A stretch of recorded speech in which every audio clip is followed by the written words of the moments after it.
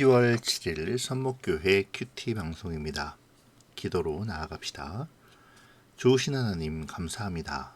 말씀을 주시고 말씀을 묵상하는 은혜를 허락하시니 감사합니다.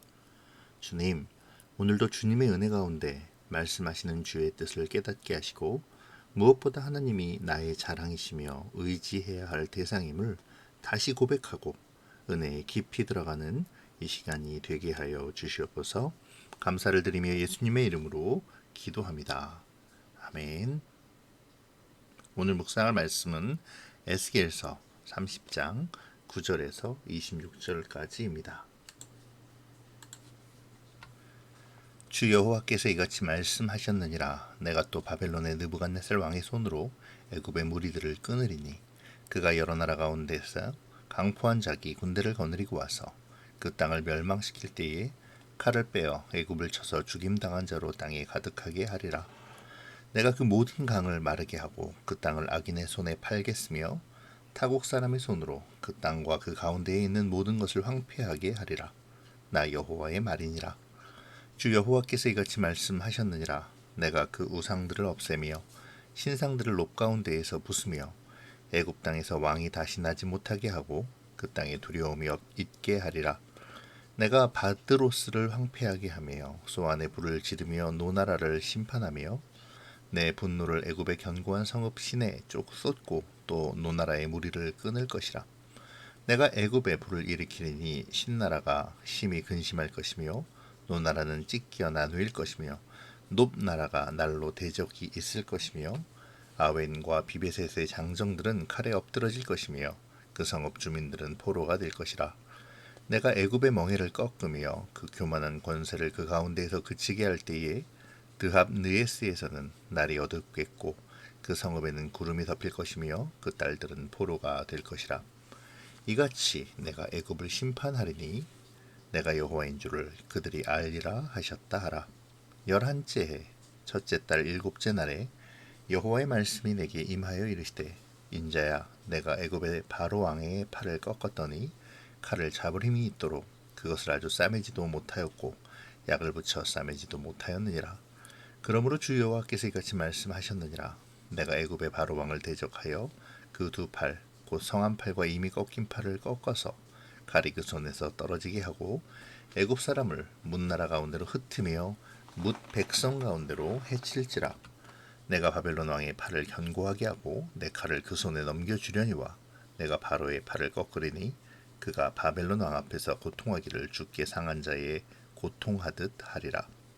내가 바벨론 왕의 팔은 들어주고 바로의 팔은 내려드릴 것이라. 내가 내 칼을 바벨론 왕의 손에 넘기고 그를 들어 애굽 땅을 치게 하리니 내가 여호와인 줄을 그들이 알리라.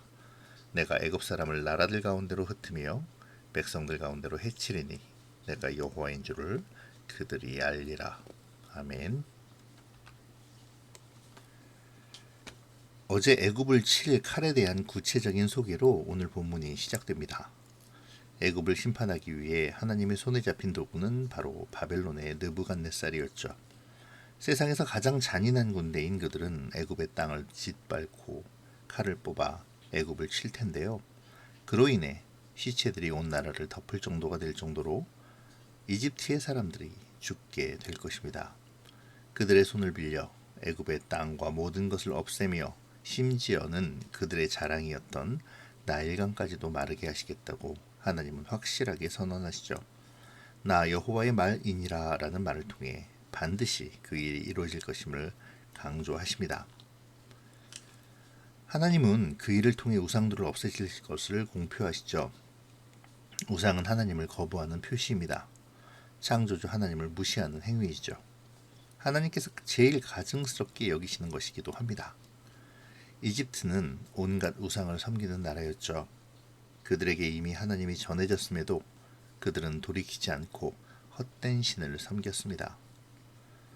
요셉을 통해 하나님이 참 신이심을 이집트는 알았습니다. 당시의 바로는 하나님 외에 다른 신이 없음을 고백했었죠.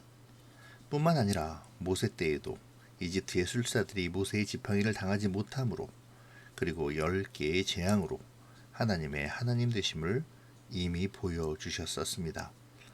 그럼에도 애굽은 하나님께로 돌이키지 않았죠. 그들은 여전히 우상을 숭배했으며 자신들의 힘을 과시하였고 오히려 하나님의 백성들에게 악영향을 끼쳤습니다. 하나님께서는 그런 애굽을 심판하시는 것이죠. 애굽은 완전히 황폐한 땅이 될 것입니다. 여러 주요 도시들이 바벨론에게 잡혀 무사하지 못하겠죠. 실제로 이 일은 주전 570년에 이루어집니다.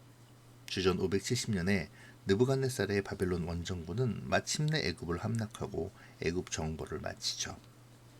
오늘 본문에서 등장하는 애굽의 여러 도시들은 애굽의 주요 도시들로서 애굽이 완전히 패망함을 증명해 줍니다. 주전 586년 남유다가 멸망한 후에 약 16년 만에 남유다가 그토록 의지했던 애굽이 하나님의 심판을 받아 멸망함으로 그들의 힘이 아무것도 아니었음이 증명되었죠. 이 사실을 알게 된 남유다의 백성들은 어떤 생각이 들었을까요? 하나님은 이 일을 통해 역사의 주관자이시며 이스라엘의 주인이 누구신지를 확실히 보여주셨죠. 이방 민족들에게도 역사를 움직이시는 분이 하나님이심을 분명히 하십니다. 그렇게 맹위를 떨치던 바벨론도 그로부터 약 30여 년이 지난 주전 539년 바사의 고레스에 의해 멸망하게 되니까요. 누가 역사의 주인일까요? 오랜 세월 근동 지역의 맹주로 이름을 떨치던 애굽일까요? 아니면 북이스라엘을 멸망시킨 아수르 제국일까요? 그것도 아니라면 남유다와 두로 그리고 애굽까지 고대 근동 지역의 새로운 강저로 부상했던 바벨론일까요? 성경에 등장하는 그 어떤 나라도 역사의 주인이 될 수 없습니다. 그들은 장기판의 말과도 같죠. 하나님의 이끄심과 섭리 속에 사용되어진 말들에 불과합니다. 역사의 참된 주인은 이 모든 일을 통해 자기의 백성들을 연단시키시고 회복시키시는 바울의 고백처럼 모든 것을 작용시키셔서 당신의 선을 이루시는 하나님이십니다. 이 땅에 오직 하나님만이 참 신이시며 참다운 임금이시자 세상을 주관하시는 바로 우리 하나님이시죠. 애국과 바벨론 그리고 이방의 족속들은 자신들이 심판받을 때에야 그 사실을 알게 될 것입니다. 그리고 이스라엘은 그 일을 통해 회복되어지고 다시금 하나님을 찬양하며 예배하는 주의 나라의 지위를 회복하겠죠. 이 일을 위해 하나님은 바로의 발을 꺾으시겠다고 말씀하십니다. 사실 오늘 본문의 마지막 단락은 앞의 두 단락과는 예언의 시기가 다르죠. 이 마지막 단락은 에스겔을 통한 애굽의 심판 선언 중 네 번째 선언입니다. 시기상으로도 오늘 본문에 앞선 두 단락의 시기와는 다르죠. 오히려 29장 1절에서 선포된 때와 그 시기가 비슷합니다. 29장 1절에서의 애굽 심판에 대한 첫 번째 신탁, 곧 하나님의 신이 감동하여 에스겔로 말하게 하신 이후 약 3개월이 흐른 뒤에 다시 말씀하신 내용이 바로 오늘의 마지막 단락이죠. 이때는 아마도 예루살렘이 포위된 지 약 2년이 경과된 시점이었을 것입니다. 이 시기는 애굽의 왕 바로가 이때 바로는 요시아와 전쟁을 한 느고의 손자 호프라라는 인물인데요. 여튼 포로된 남유다를 구하기 위해 이 바로가 예루살렘으로 올라왔다가 바벨론의 군대에 패한 시기이기도 하죠. 이 시기에 하나님은 바로와 애굽의 심판을 말하시며 그들의 힘이 보잘것없음을 유다가 의지할 대상이 아님을 확실히 선언하시는 것이죠. 여기서 우리는 한 가지 의문을 갖습니다. 10년 열째 달 12일에 애굽에 대한 심판의 신탁이 시작되었는데 그 다음 하나님의 신탁, 곧 에스겔을 통해 전하라는 말씀은 3개월이 흐른 시점인 오늘 본문의 마지막 단락이 아니라 앞선 두 단락이 기록된 시점, 곧 29장 17절에서의 27년 첫째 달 초하루에 받은 신탁을 기록한 것에 대한 의문이 바로 그것이죠.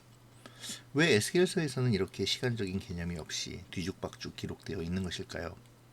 에스겔이 이렇게 연대를 뒤섞는 이유는 비슷한 상황과 주제끼리 묶어놓음으로 하나님의 심판의 이유와 과정이 정당하다는 것을 강조하기 위함입니다. 이것은 애굽에 관한 것뿐만 아니라 에스겔서 전체에 나타나는 기조이기도 하죠. 하나님의 하나님 되심과 하나님의 섭리 그리고 하나님의 역사하심을 주제별로 엮어서 하나님의 뜻과 생각을 에스겔을 읽는 사람들로 하여금 보다 더 확실히 깨닫게 하기 위함이죠. 자, 그럼 이 단락의 내용을 좀 살펴볼까요? 첫째 단락에서 애굽의 교만을 고발하시고 애굽을 심판할 것을 선언하신 하나님은 두 번째 단락과 세 번째 단락에서는 애굽의 처절한 멸망의 시간을 기록하시죠. 그리고 다시 시간을 조금 당겨서 그렇게 된 이유, 영적인 이유가 아닌 역사적인 이유를 오늘 본문의 마지막 단락에서 다시 설명하시는 것입니다. 이렇게 함으로 하나님의 일하심과 역사를 주관하심을 보다 더 확실하게 알게 하는 것이죠. 하나님은 바로의 팔을 꺾으십니다.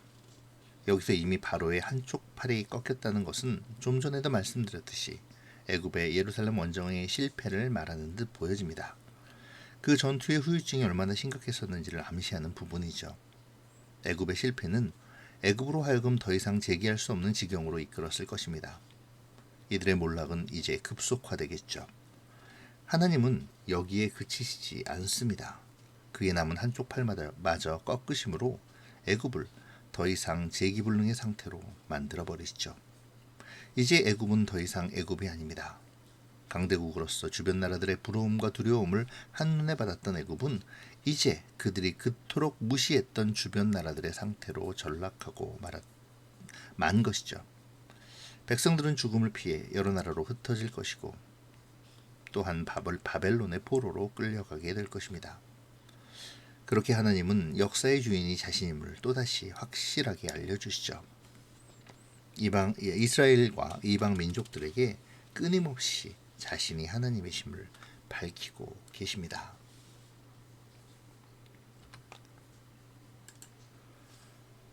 하나님은 역사를 주관하십니다.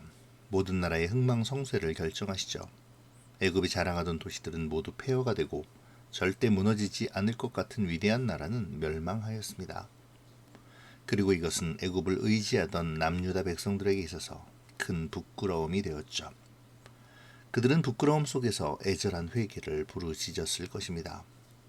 애굽을 의지했지만 나라를 빼앗기고 간신히 명맥만을 유지하고 있던 하나님의 백성들은 애굽이 멸망하는 것을 바라보며 무슨 생각을 했을까요? 그 애굽을 향해 선포되는 하나님의 심판의 말씀이 실제로 이루어지는 것을 보며 어떤 마음이었을까요? 이집트가 자랑하던 그 화려한 도시들과 힘센 요새들이 바벨론에게 차례차례로 무너지는 모습을 보고 들으며 남유다의 백성들은 심한 부끄러움을 느끼지 않았을까요? 오늘 말씀을 통해 촉구하시는 하나님의 음성에 귀를 기울일 필요가 있습니다. 하나님은 애굽의 몰락과 패망을 통해 우리에게 하나님이 없는 세상의 모든 축복이 헛된 것이며 우리가 의지할 분은 오직 하나님 한 분이심을 알려주시죠. 그분이 역사의 주인이며 이 세상의 통치자이십니다. 오늘 우리가 이 역사의 주인 되시는 하나님 앞에 말씀으로 나아가 회개하고 은혜의 보좌를 소망하는 묵상이 되면 좋겠습니다. 하나님이 없는 모든 자랑을 회개하고 하나님을 핑계로 나를 자랑함을 회개하며 하나님을 물질의 도구로 사용하려 했던 하나님이 아닌 물질과 명예, 권세를 더 신앙했던 우리의 악함을 회개해야 하죠. 그리고 회복의 은혜를 신뢰하며 그 은혜 안으로 들어가야 합니다. 본문의 마지막 단락은 다시 예루살렘이 포위당해 있는 시간으로 돌아갑니다. 예루살렘 함락의 약 3개월 전인 이 시기에서 하나님은 예루살렘에 있는 유대인들과 이미 포로로 잡혀온 유대인들에게 말씀하시죠. 지금도 늦지 않았으니 하나님께로 돌이키라고 말입니다. 애굽 왕의 팔을 꺾으심으로 그가 더 이상 의지할 자가 아닌 사탄의 괴계임을 알려주시며 돌이킬 것을 촉구하십니다. 애굽의 위기는 이스라엘의 찬스이죠. 그들은 지금 자신의 실패를 돌이켜야만 합니다. 애굽의 위기 속에서 무엇인가를 깨달아야 하죠. 어제도 말씀드린 바 있지만 이방에 대한 하나님의 징계는 이스라엘에게 있어서는 소망이 이릅니다. 실제로 약 30년이 지난 후 바사의 고레스에 의해 바벨론 역시 심판을 당하고 이스라엘은 회복되어 하나님이 주신 땅으로 돌아와 하나님께 예배하게 되죠. 여기에 역설이 있습니다. 누군가에는 팔이 부러지는 고통이지만 하나님은 그 역사를 이끄심으로 이스라엘이 깨닫고 돌아와 회복을 소망하는 은혜를 제공하시죠. 세상의 권력은 생각만큼 강하지 않습니다. 그들 역시 하나님의 통치하심 속에 있죠. 그들이 만약 교만하여 하나님을 대적하려 한다면 하나님께서는 언제든지 그들을 애국과 같이 패망하도록 하실 것입니다. 세상을 이기신 분이 우리의 친구가 되시고 우리와 함께 하시니 세상은 더 이상 우리에게 위협이 될 수 없는 것입니다. 그러므로 오늘 묵상을 통해 내가 하나님만을 의지할 것을 다시 점검하고 결단해야겠습니다. 오늘 본문에서 하나님은 애굽의 주요 도시와 모든 우상을 깨부시도록 하셨습니다. 애굽의 주요 도시는 파괴되었고 애굽은 다시 일어나지 못할 것입니다. 그들은 뿔뿔이 흩어져 각자에게 주어진 하나님의 징계를 감당해야만 하죠. 이제 이스라엘을 유혹하고 미혹하던 우상들은 더 이상 우상이 아닙니다. 노베 우상도 태양신의 우상도 모두 파괴될 것입니다. 회개의 기회를 놓친 애굽의 바로와 백성들 역시 철저하게 패망의 길로 가게 되겠죠. 오늘 우리의 시선은 어디를 향하고 있습니까? 내가 자랑하는 것은 무엇입니까? 우리의 시선이 여전히 우상을 향하고 우리의 자랑이 아직도 헛된 물질이나 권세의 우상들에 있지는 않습니까? 이 시간 하나님 없는 자랑을 회개하며 오직 우리의 자랑이 하나님이시기를 소망하는 묵상의 시간이 되어지시기를 바랍니다. 기도로 마치겠습니다. 좋으신 하나님, 오늘도 묵상의 자리에서 말씀을 상고하게 하시니 감사합니다. 주님, 오늘 묵상을 통해 내가 하나님의 백성으로 회개할 모습이 무엇이며 부끄러워해야 할 삶의 태도는 무엇인지를 깨닫게 하시고 진정한 회개의 고백을 드리며 하나님만이 나의 자랑이기를 소원하고 결단하게 하여 주시옵소서. 하나님의 하나님 되심을 고백하도록 나를 이끄시어 하나님의 은혜를 경험하게 하시고 날마다 주님이 주시는 은혜 속에 살아가도록 붙잡아 주시옵소서. 감사를 드리며 예수님의 이름으로 기도합니다. 아멘.